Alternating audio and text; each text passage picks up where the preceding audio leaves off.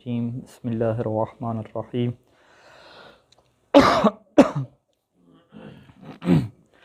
الحمد للہ رب العالمین والصلاة والسلام علی محمد وآلہ اجمعین واللعنۃ الدائمۃ علی اعداء محمد وآل محمد اما بعد وفقنا اللہ وإیاکم للعلم والعمل الصالحین انشاءاللہ تعالی۔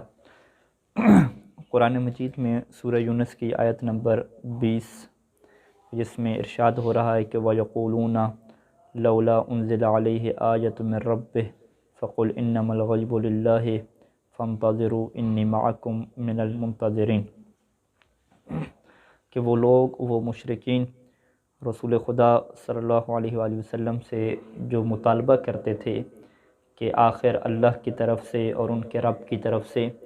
ان کے اوپر نشانی نازل کیوں نہیں ہوتی، آیت اور نشانی نازل کیوں نہیں ہوتی،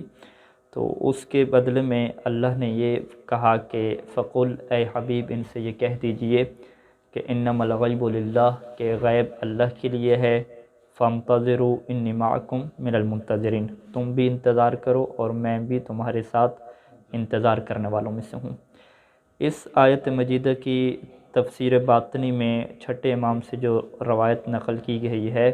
کہ جس میں امام علیہ السلام نے فرمایا کہ یہاں پہ غیب سے مراد حضرت قائم عجل اللہ فرجہ شریف ہیں اور ہم انہی کا انتظار کر رہے ہیں۔ گفتگو ہماری غیب کے بعد مرحلہ انتظار میں تھی، اور انتظار کے بارے میں ہم نے رسول خدا صلی اللہ علیہ وآلہ وسلم کا مشہور فرمان نقل کیا کہ جس میں اللہ کے رسول فرماتے ہیں کہ افضل اعمال امتی انتظار الفرج من اللہ عز وجل، کہ میری امت کے جو اعمال ہیں ان میں سے جو افضل ترین عمل ہے وہ امام کے ظہور کا انتظار کرنا ہے۔ یہاں پہ پھر گفتگو انتظار کے بارے میں شروع ہوئی، اور ہم نے کہا کہ انتظار انسان کی زندگی میں دو طرح کا ہوتا ہے۔ ایک انتظار وہ ہے کہ جس کے اوپر انسان کو کوئی اختیار نہیں ہوتا، اس نے انتظار کرنا ہے بہر صورت، جس طرح کہ کسی کا آپریشن ہوا ہے، کسی کا زخم تھا، اس کو پٹی لگائی گئی ہے، تو اب اس نے انتظار کرنا ہے زخم ٹھیک ہونے کا۔ اس انتظار کو اصطلاح میں انتظار انفعالی کہتے ہیں، انتظار غیر اختیاری کہتے ہیں، یا انتظار تعطیلی کہتے ہیں، یا انتظار تعطلی کہتے ہیں۔ انتظار تعطیلی یعنی جس میں انسان نے کچھ بھی نہیں کرنا ہوتا۔ اس کے مقابلے میں جو دوسرا انتظار ہے کہ جسے انتظار فعلی کہتے ہیں کہ جس میں کچھ کرنا ہوتا ہے، انتظار اعدادی جسے کہتے ہیں کہ جس میں انسان نے کچھ نہ کچھ تیاری کرنی ہوتی ہے۔ اور ہماری گفتگو جو پہلی ہوئی تھی اس کے اوپر ہم نے عرف سے کہ انتظار کا جو عرفی معنی ہے اس سے انتظار اعدادی سمجھا جاتا ہے کہ جس میں انسان کچھ نہ کچھ تیاری کرتا ہے، اور پھر اس فرمان کے اندر جو بہت بڑا قرینہ موجود ہے کہ عمل سے تعبیر کیا، اعمال سے تعبیر کیا کہ انتظار ایک عمل کا نام ہے کہ جسے انسان نے انجام دینا ہے، تو اس سے واضح ہوتا ہے کہ انتظار سے مراد انتظار اعدادی ہے۔ انتظار تعطیلی کے اوپر جو دلائل قائم کیے جا سکتے ہیں، گزشتہ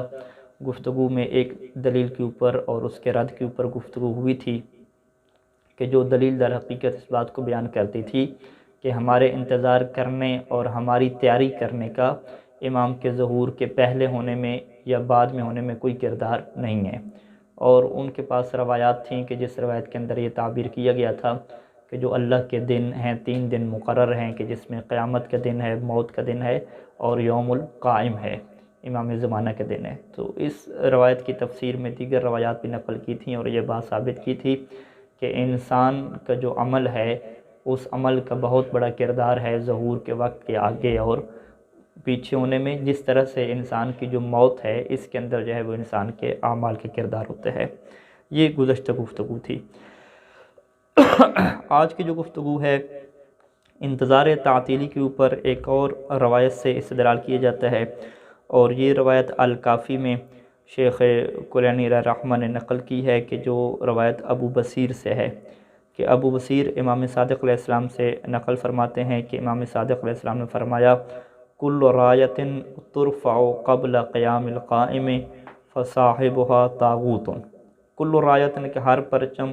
جو بلند کیا جائے گا قبل قیام القائم امام کے ظہور سے پہلے، فصاحبها طاغوت تو یہ پرچم بلند کرنے والا طاغوت ہوگا، یعبد من دون اللہ عز وجل، اور اللہ سے ہٹ کے اس کی عبادت کی جا رہی ہوگی۔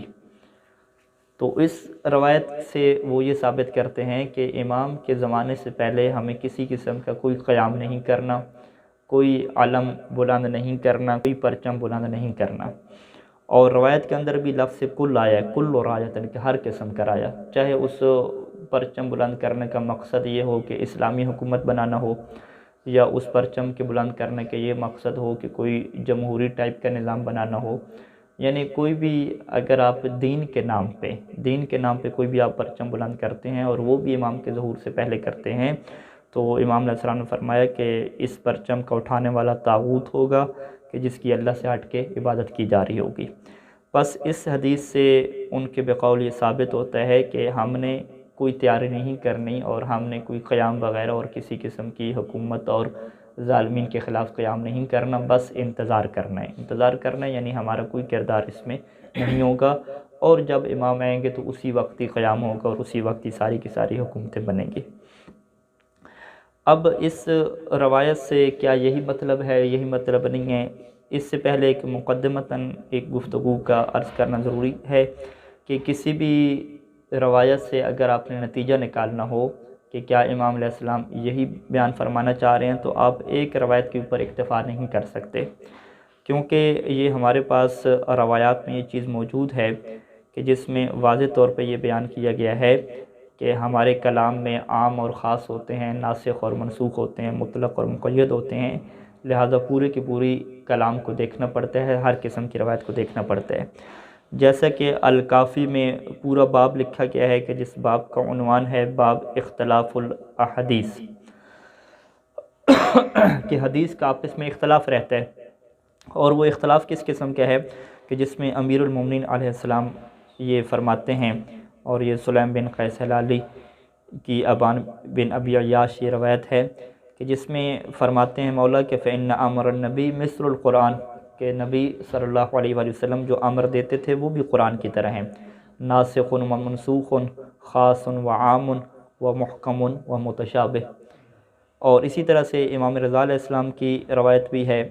کہ جس میں امام نے فرمایا کہ ان فی اخبارنا محکمن کا محکم القرآن و متشابہن کا متشابہ القرآن، کہ ہمارے کلام میں بھی دو طرح کے کلام ہیں، ایک محکم ہے ایک متشابہ ہیں،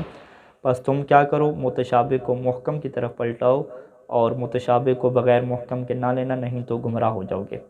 لہذا اس سے یہ نتیجہ نکلتا ہے کہ جس طریقے سے قرآن مجید کی آدھی آیت یا ایک آیت کو ہم لے کے نتیجہ نہیں نکال سکتے، اسی طریقے سے کسی بھی معصوم کی ایک روایت کو لے کر ہم نتیجہ نہیں نکال سکتے، دیگر روایات کو دیکھنا پڑے گا، ایک یہ چیز ہے۔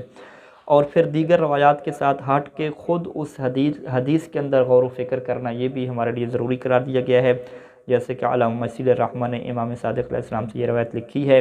کہ جس میں چھٹے امام فرماتے ہیں کہ حدیث تدریح خیر من الف ترویح،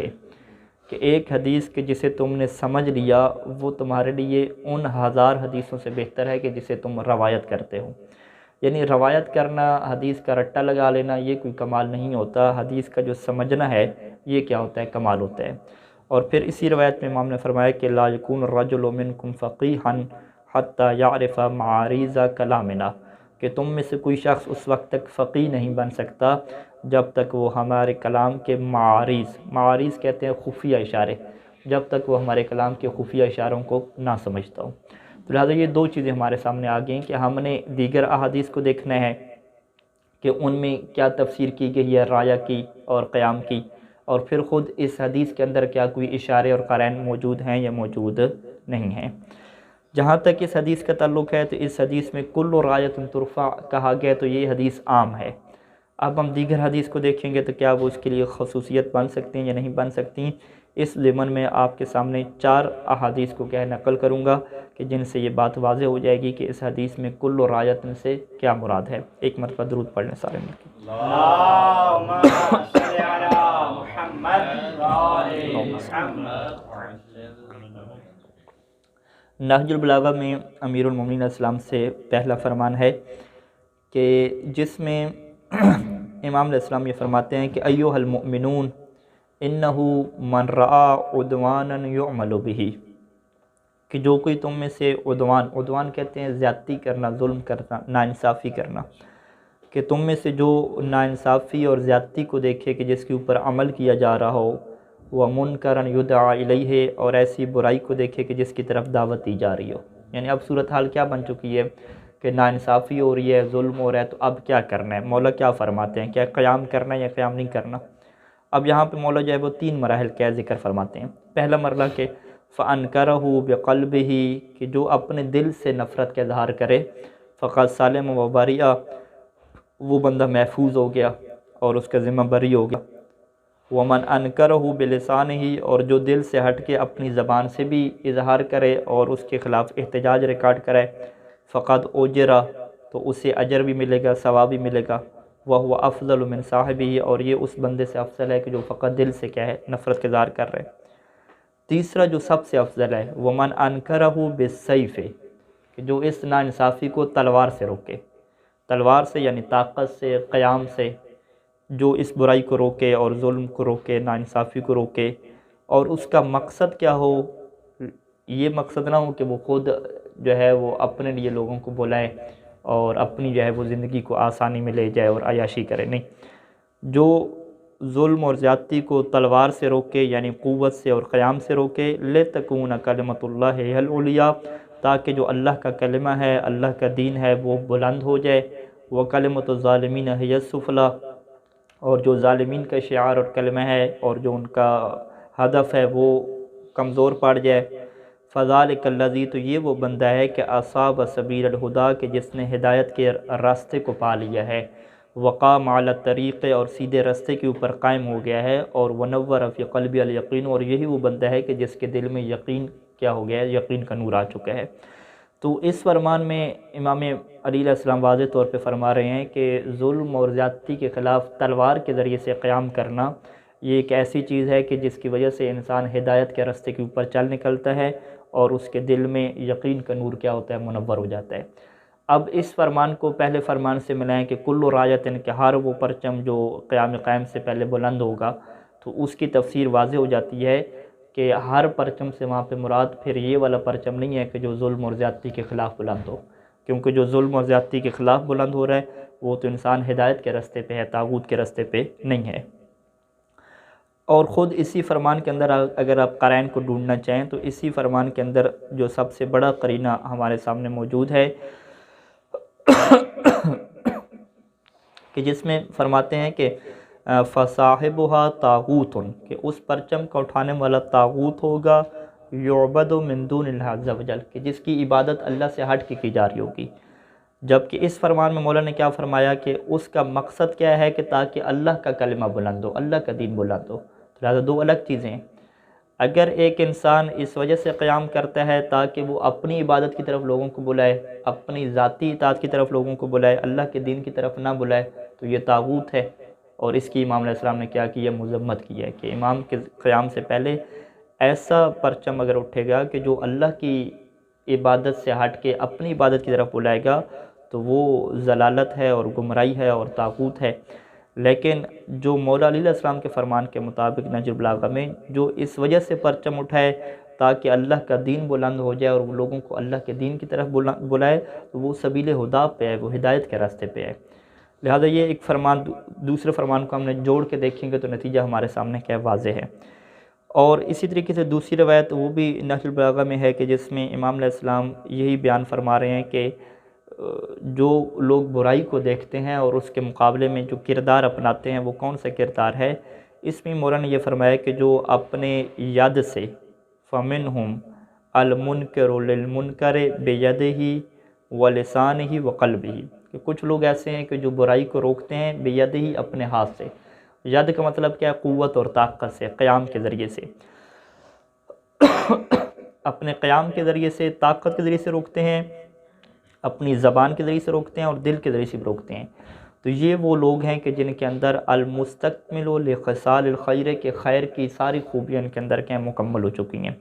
اور پھر فرمایا کہ جو قیام نہیں کرتے،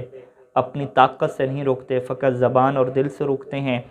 تو ان کے اندر فقط جو ہے وہ خیر کی 2 خصلتیں ہیں اور ایک خصلت کو انہوں نے ضائع کر دیا ہے۔ اور جن لوگوں نے فقط دل سے کیا ہے نفرت کا اظہار کیا ہے، زبان سے اظہار تک بھی نہیں کیا، تو ان لوگوں نے جو اشرف الخصلتین ہے، یعنی خیر کی جو 2 اشرف اور بنیادی اہم خصلتیں ہیں ان کو انہوں نے کیا کیا، ضائع کر دی ہے۔ اور ومنہم، اور کچھ لوگ ایسے ہیں کہ جو نہ زبان سے نفرت کا اظہار کرتے ہیں، نہ دل سے نفرت کا اظہار کرتے ہیں، نہ ہی ہاتھ سے اور طاقت سے نفرت کا اظہار کرتے ہیں، قیام کرتے ہیں۔ فذالک میت الاحیاء، تو یہ چلتی پھرتی لاشیں ہیں، یعنی چلتی پھرتی لاشیں کن لوگوں کو کہا کہ جو لوگ جو ہے وہ کسی قسم کا کوئی قیام نہیں کرتے، تو ان لوگوں کو چلتی پھرتی لاشیں کہا۔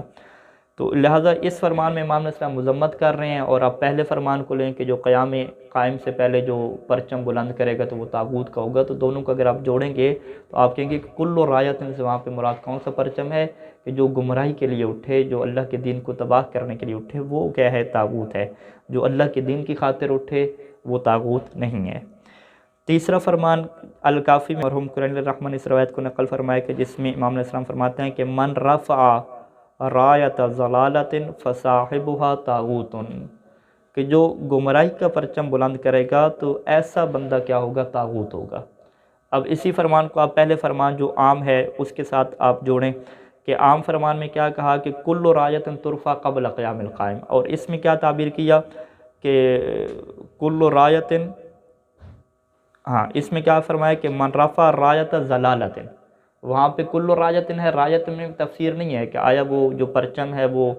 گمراہی کا ہے یا ہدایت کا ہے، لفظ کل کے ذریعے تعبیر کیا، اور اس روایت میں تعبیر کر گیا کہ من رفع رایت ضلالت، جو گمراہی کا پرچم اٹھائے تو وہ کیا ہوگا، طاغوت ہوگا۔ تو لہٰذا ہم اس عام سے کیا مراد لیں گے، خاص مراد لیں گے، اور ہم کہیں گے کہ کل رایت سے مراد کیا ہے، گمراہی کا پرچم ہے، نہ کہ جو ہے وہ دین کا پرچم ہے اور اسلامی حکومت کا پرچم ہے۔ چوتھا اور آخری فرمان کہ امام علیہ السلام کی یہ جو روایت ہے بحار الانوار میں علامہ مشیر رحمن نقل فرمائی ہے کہ لیسا فی الرایات، کہ جو بھی پرچم بلند ہوں گے ظہور قائم سے پہلے، ان پرچموں میں نہیں ہے رایت اہدا، جو زیادہ ہدایت والا پرچم ہو، من رایت الیمانی، جو یمانی پرچم لے کے قیام کرے گا